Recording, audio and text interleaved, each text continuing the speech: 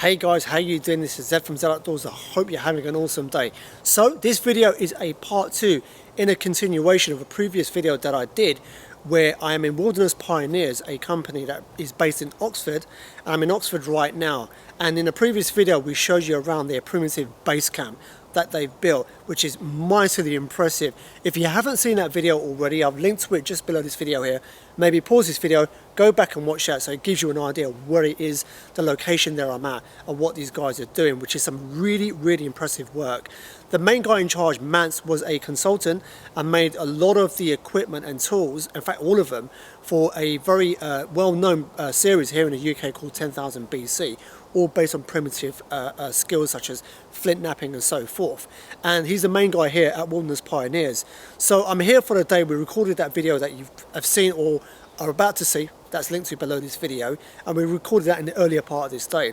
Now I'm staying on the rest of the day, and it is approaching kind of the late afternoon, early evening, and I'm actually going to do an overnighter in the shelter that they've built, which is a really impressive shelter. So I'm really looking forward to that. So what we're going to do now, under the tutorship of Mance and his team, we're going to use some of the primitive skills like flint knapping and so forth to prepare the dinner for the evening, get the fire going, practice a couple of skills around the fire, and then sleep overnight in the shelter that they've built. So I thought we'd bring you along with me. Like I said, if you haven't watched the previous video already showing you the whole base camp in more detail, then pause this video, go and check that out, and then come back here.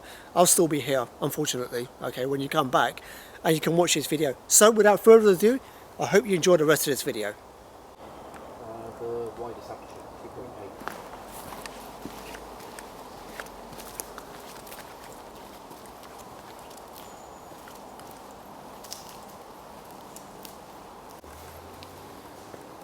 There's more up there.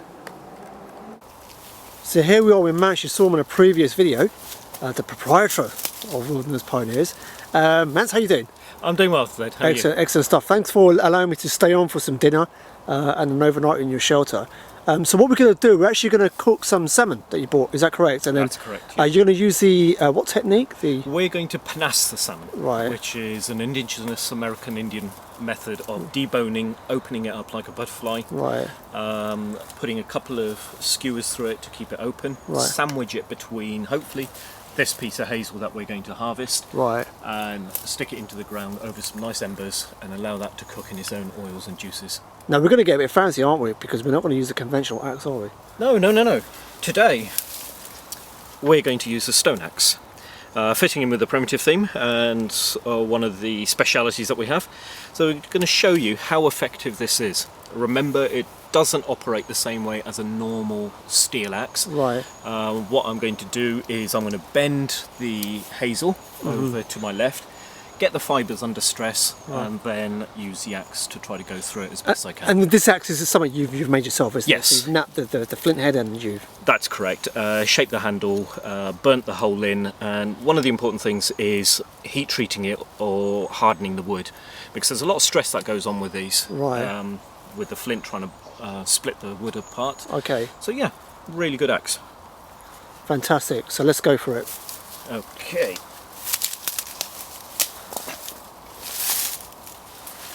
So, bend that. So fibres are stressed over here in this area, and that's where I'm going to try to strike down.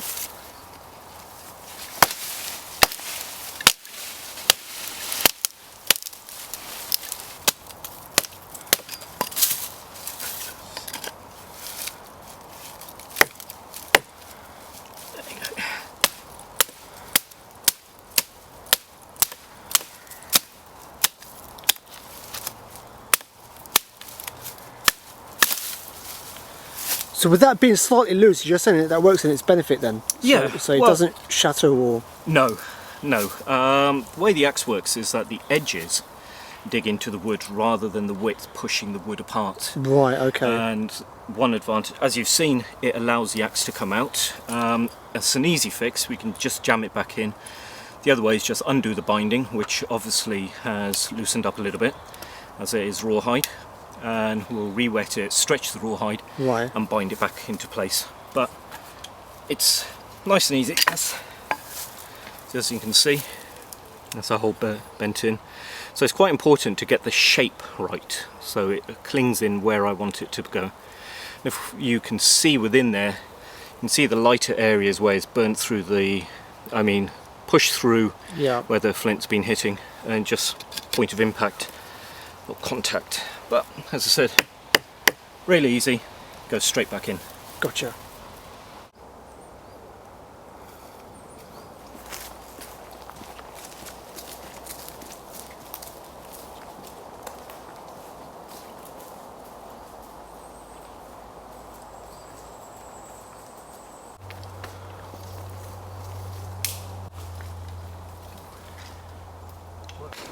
So here we have the primitive base camp. This is the rest of the team. Ugh. That's it. Hello. Alright, Sergeant here. So what is it you're processing now? This is a bit of cedar bark, and we're Right. just making this all nice and light and fluffy so that we'll use it for tinder. Excellent Just stuff. any fuel we And this is from the spark. woodland here, isn't it? Because we've got, yeah. It is. It's not a natural species to the UK, but Right. it does grow hereabouts in Oxfordshire. Excellent, lovely stuff. Thank you. Here we got a beautiful, organised, satisfying my OCD kind of fire lay. Excellent stuff. So what are you using there? Any particular, or is it just everything that's around us? It's whatever I can find And dry, and will light. and dry, yes, yes, absolutely. And this is the shelter you've seen last time, guys. The impressive shelter we're staying in overnight. We've got Tim, the cameraman, Afternoon, sir. with much more impressive equipment than me. There's a whole big tripod scenario going on here. I had a small one, here's a big one. I don't boast too much about That's it, that's it. I mean, very already complex about my tripod. And then we've got Mance here. Hello guys. So you're just going to be breaking up the flint. Are we going to use this flint for two purposes, aren't we? Yes, So- we are. First purpose, well actually three, I was thinking about it. First purpose is get the fire going. Yep. Second is to split the hazel we just collected a moment ago for our trout. And third purpose is for the salmon. Right. And actually panassing the salmon, being able to cut through the skin Right. and separating the flesh from the bones. Excellent. And what is it you do? I noticed you spent quite a bit of time looking at the flint before kind of striking. Were you looking at the best kind of place to... Yeah, what I was looking at is, well, reading the flint, for a better word, like you would read a tree if you were spoon carving. Yeah. So I was looking to see where there were fractures, where there were hollows, overhanging bits. For example, here we had this, where was it? Somewhere around there, because I've taken another bit off. But that was attached to that Right. side, and as you can see, it was a bulbous sort of protrusion. It would just get in the way. So all I'm trying to do is create a sort of platform that I can take some finer blades off that I'm going to be doing the butchery with. Right, gotcha. So I've just struck these off. So the second hit I managed to get this tool off. As you can see, it's quite narrow but opens up very much like an axe head, and we'll use this to split the hazel. Gotcha. Another piece, we could use this. I'm not quite happy with the cortex on here, which is the chalk, but it's got enough fineness that we'll be able to strike it against the iron ore that we've got Right. to get the sparks that we want from it for Gotcha. the fire lighting. So now what I'm trying to do is create a little blade, very similar to that. As you can see, it's quite translucent, but very sharp. Gotcha. And that'll be sharp enough for us to butcher the salmon. Fantastic. But I'd like it thinner still. That's just a perfectionist in me, so we'll just see what happens. Sometimes flint will work for you, sometimes it won't. As you can see, we've got all sorts of fractures in here, and I was hoping I could take a blade off down there, but with this, the way we knap is by sending shockwaves through Right. when we hit them, and the shockwaves like to come back out of rock.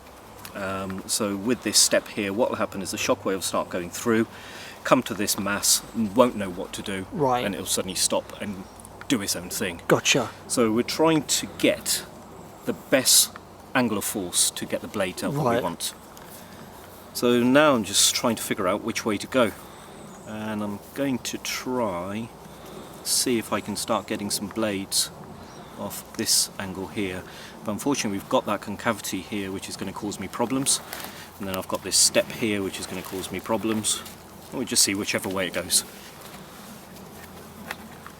So it's all about the angle of strike at the moment. Shockwave travels through at about 45 to 80 degrees or so.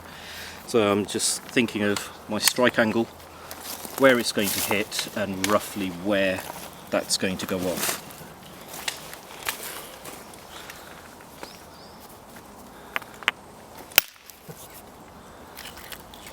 There we go. As you can see, exactly that happened. As a shockwave went through, it hit that step which I mentioned earlier and just went off. However, we've still been able to get ourselves not the best blade, but it'll be good enough for the butchery and what we want to do. Oh, Fenner at the minute, he was moaning about something. So man, so what we've got here then, we've got the Amadou. We've got Amadou here. We've got the Flint, which we just napped with a nice curvature on here. Right. And we've got some natural iron porites. Now, it's not called iron porites, it's another name, but these are the nodules that come out of chalk faces where we often find flint at the same time. So nature provides us with both the fire lighting methods. Right. This comes in nice big nodules, and what we got to remember, although it contains iron in there, it doesn't work the same way as modern flint and steel. The sparks that come off here are very few and far between, and it can take a bit of time for us to get one of the sparks to land on the fluffed up Amadou that we've got here. And once we've got that going, Amadou, once it's got coal on there, will burn very, very hot. We'll put this into the tinder bundle, and get that lit, and then get our fire going from there. So you're going to fluff this up now then, yeah? We're going to fluff this up now, yes. So I've rounded tip off, but I've got the curvature there. I'm just going to, you can see, I'm starting to get some very, very fine material beginning to collect.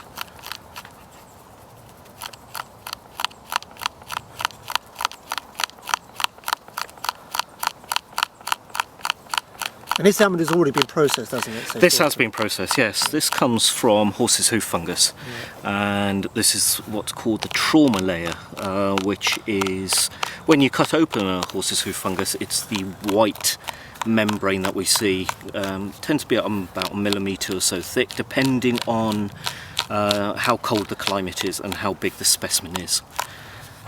So we cut the trauma layer out and wet it and bash it, spread it, and then we can start adding other chemicals to it if we've got them, such as saltpeter, or something else that works very well is ash. But this is just pure Amadou. It hasn't been untreated in any way. It just went through that initial processing period of cutting the trauma out from the fungus and stretching and bashing it to get what we have here at the moment. Okay, so that's a nice little bundle. So I'm going to put this down over here because I need to kneel.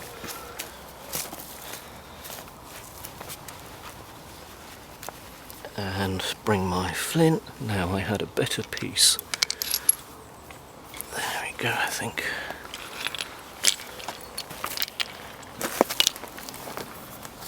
Let's see how this works.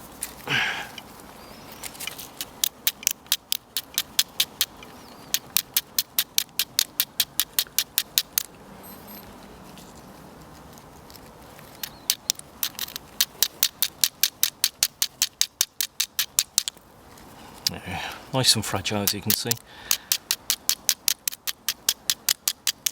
Like Matt's mentioned, this could take a bit of time, so I'll cut back in once we've got it lit.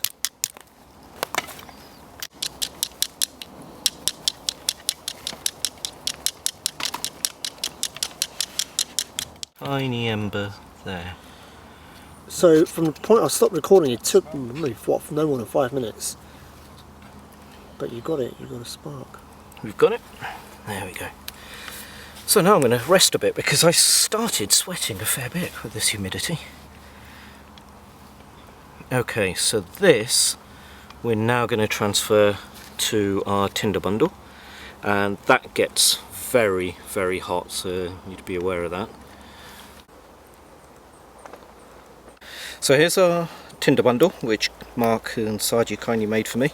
It's made from red cedar inner fibres and just been buffed up to try to get them as fine as possible. That's a mighty impressive tinder bundle, that. They did a good job. So, Yeah. now we just go through the process of getting that tinder bundle lit.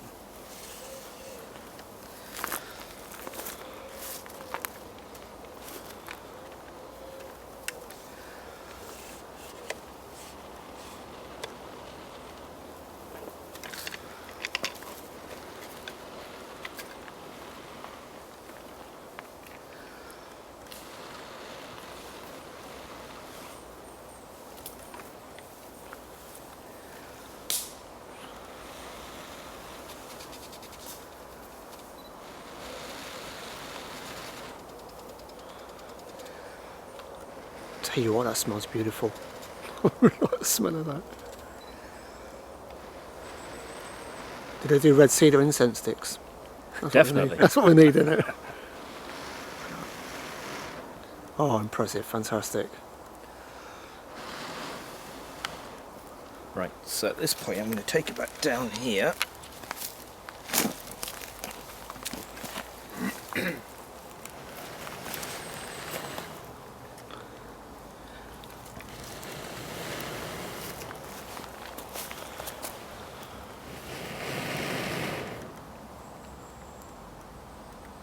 A little bit damp. And there we go, we have fire. And we have fire. Yes, we certainly did. So we can cook your dinner tonight then, Zed? Fantastic. What about the rest of you? What are you going to have? We're going to Kentucky.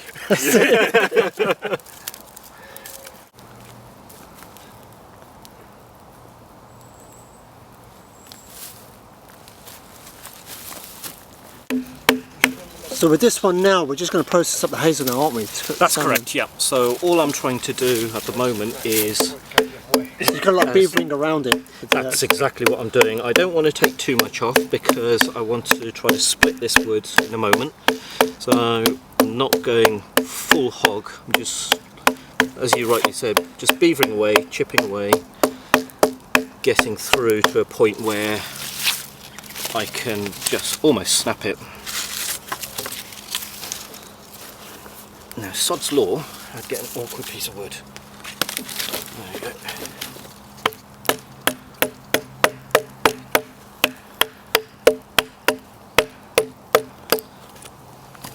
So hopefully, at this point,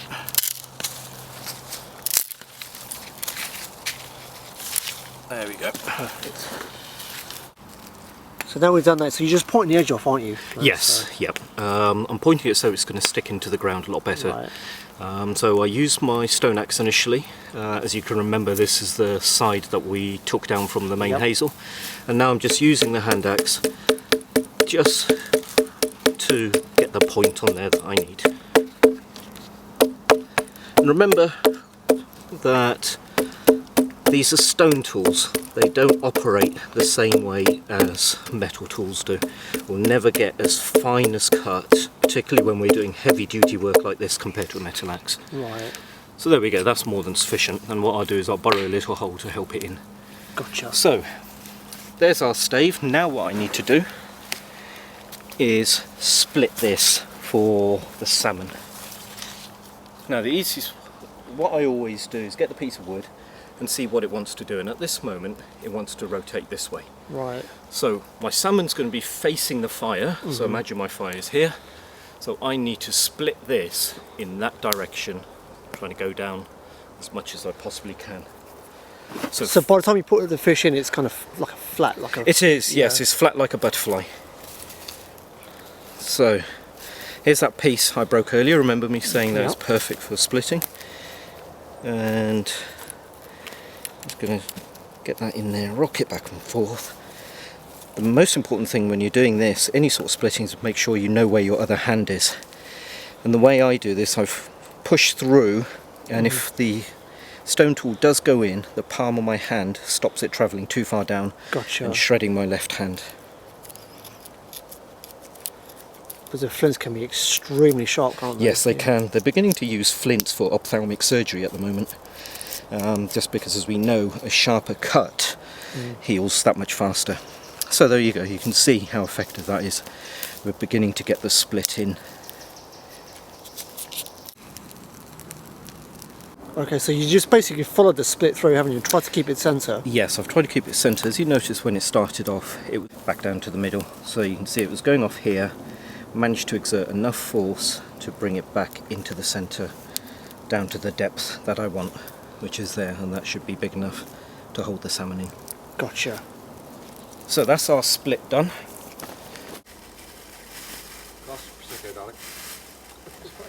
So here we go, we've got tonight's dinner. We've got salmon.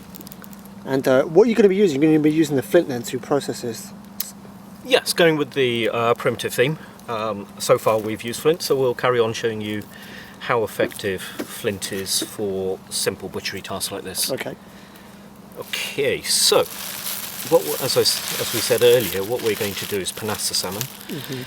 So that what we need to do is make a cut down here just behind the skull of the salmon, and then we're going to take a cut down the side behind the front fin. Okay.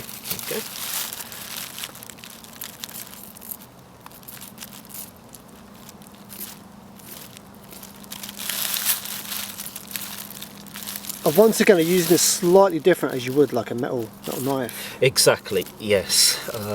Stone tools just work in a totally different way. So anyone who goes off and says, right, I can use stone tools, yes they can, but you just got to remember that they work in a slightly different way. However, they are still razor sharp, as you can see. Although not as fast as what a metal blade would be, it's still very, very effective. Ow, those teeth are sharp. You were just mentioning that before we started the I video. was, Salmon I know. Salmon It's teeth. getting his own back at me. That's it, it's karma, isn't it? It's trying to Yeah, get back at you. That's it. Sorry, Mr. Salmon, So you've but we will appreciate you. He's thinking his afterlife, and he's got a dodgy YouTuber about to eat me. So I want to get my own back on him. Yeah, we're going to Kentucky's afterwards. This That's is your it. dinner. Okay, so I've pretty much cut all the way round, and as I'm cutting I can feel I've got down to the spine, and you can just about see the spine there. And that's pretty much all we need with the flint tools. We may use it a bit further down here. Now I use my thumb and go right down to the spine, and using the thumb I just peel all the meat off, or as much meat as I can off the spine. Oops, missed a bit there.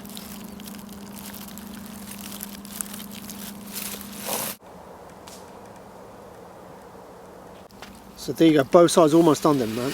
Yes, both sides are done. As you can see, we've got the Felix effect with pretty much all the bones and the spine out. Now all I need to do is detach the end of the salmon from the tail, because the tail's no good to us in this current form and the style of cooking we're doing. However, if I was in a survival situation or I wanted to utilise this salmon as much as I could, everything which is coming off would go into a stew pot, Right. and we would get off as much of that remaining meat and get that into the stew pot. Nice fish stock. Okay, so that's all been deboned. You've put the holes onto the sides. Yep, and now I'm going to put the spreader bars in.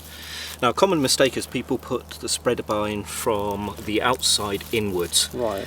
And because we want to try to cook as much of the fish, we always put it from the inside and send it outwards from the out. So, because we're not worried about eating the scales, it's all getting as much of that inside meat as we can. There's that second hole. I've lost him. There it is.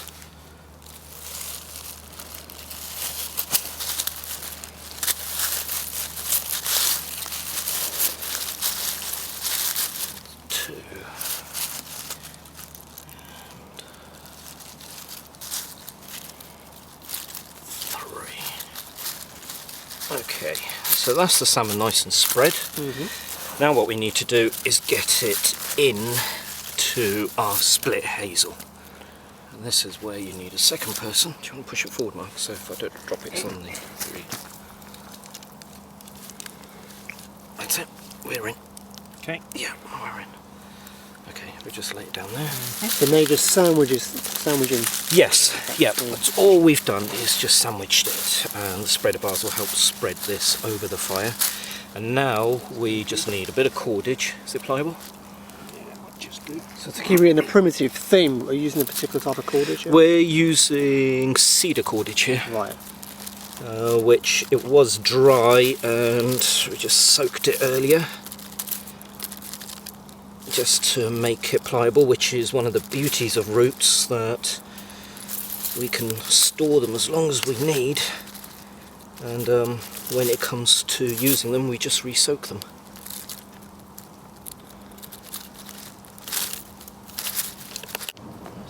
Yeah, hold it over.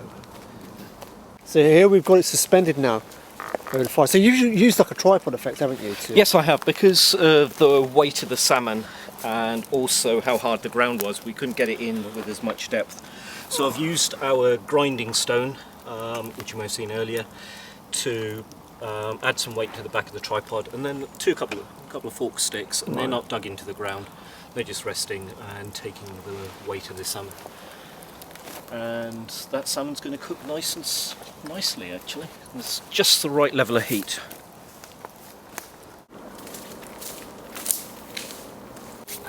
So here we've got some potatoes and onions on. I'm covering it with sand, so it just slowly cooks through.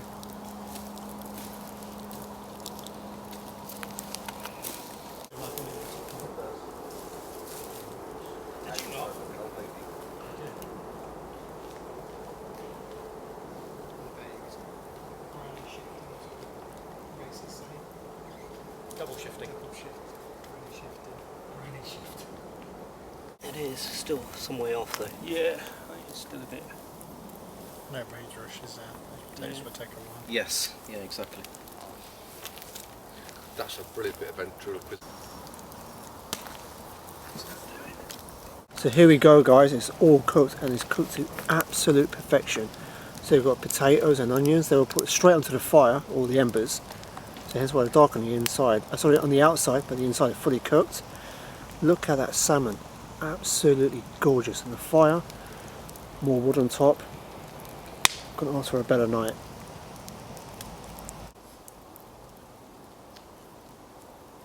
Nothing like a good bit of Bushman TV after dinner. It does prevent that.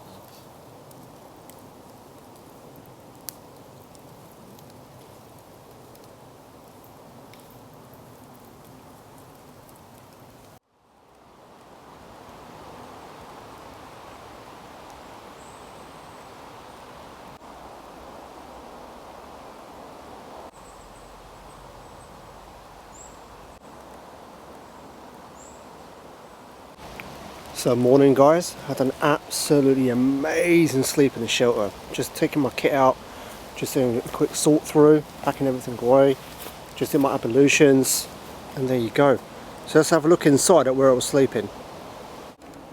So here you go, we're inside the shelter, using an LED light to light this up because it gets very dark. So a proper look. So here's the bed, and what I've got underneath is a load of spruce, and Bruce put some hay on top. You can see the indentations where I've been lying down. And I didn't even use a sleeping mat, literally just a sleeping bag straight on top, and it was just one of the most comfortable nights I've ever had. Really, really good. And here you've got the hay bundles. So let me actually turn the LED round so you can see. There you go. So you got that there. So this is some of the cave art that they're doing using the primitive paints. Up here, let me try and put the LED light here. There you go. You know, these are where they're tanning a lot of hides. And there's the window. So it's just propped up by this stick. You can just see in the shadow here. You can just remove that and close it, which I did during the night. I just opened it this morning. It's quite early, it's about 5:30, 6 o'clock. So just open it up, obviously get some fresh air. So the problem we've got at the moment is predicted for rain all day today, which is going to hamper filming quite a bit.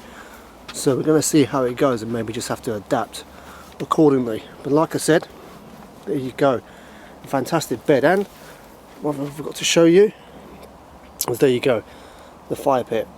So we didn't have to light this. It was a very, very mild night at the moment, but you can imagine come winter time and stuff, it's just, you know, you've got the firewood there on the floor, you have to light it and obviously kind of warm it up. So hopefully do that maybe in the winter time, but for now, had an amazing sleep.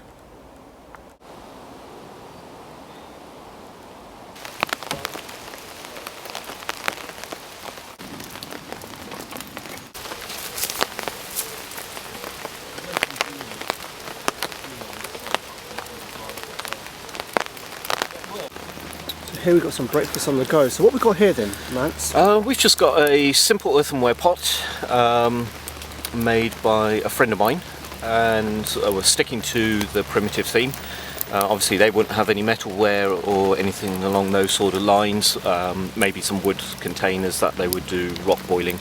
But this pot, because it's been fired properly, it will take the heat. Right. And we're just doing a really simple method of boiling eggs in it.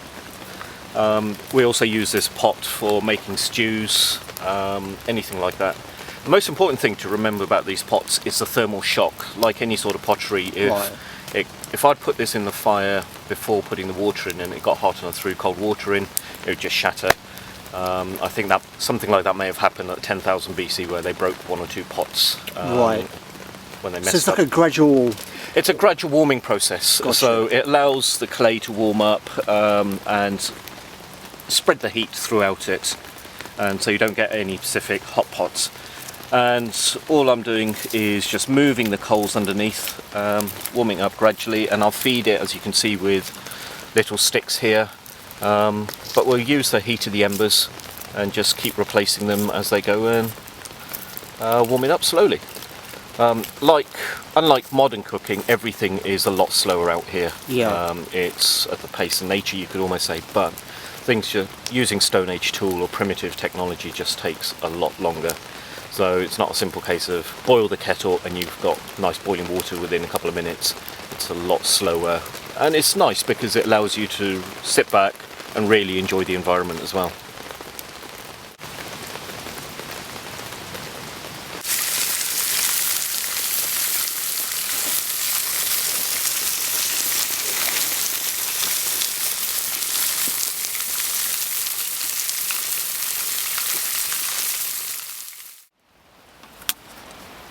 So guys, with the rain outside, we're inside testing out the shelter.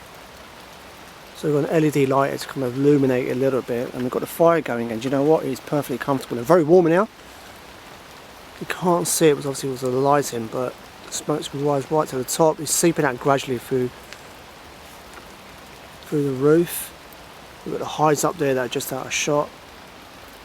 And it's beautiful toasty in there. We've got obviously the back window open. Tim, are you nice and toasty? Absolutely warm and ready for bed, actually. That's it. We're going to sing him a lullaby now. You can't stay. Get out.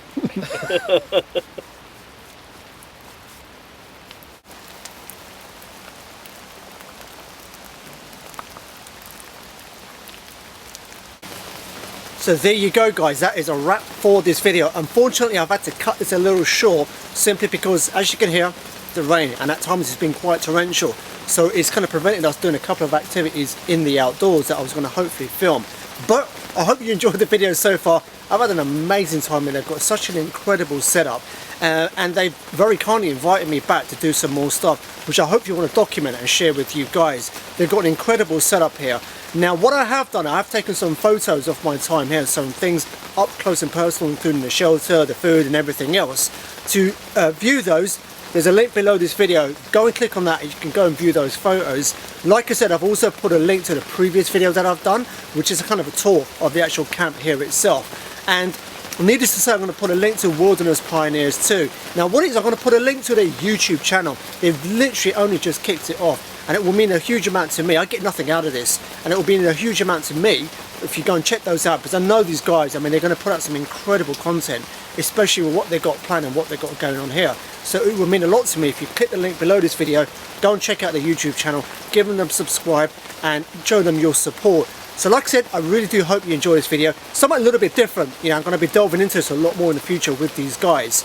And as always, I really do appreciate you watching. So I hope whatever you're doing, you have a blessed day, a blessed week ahead. This is Ed from Zed Outdoors. Peace out.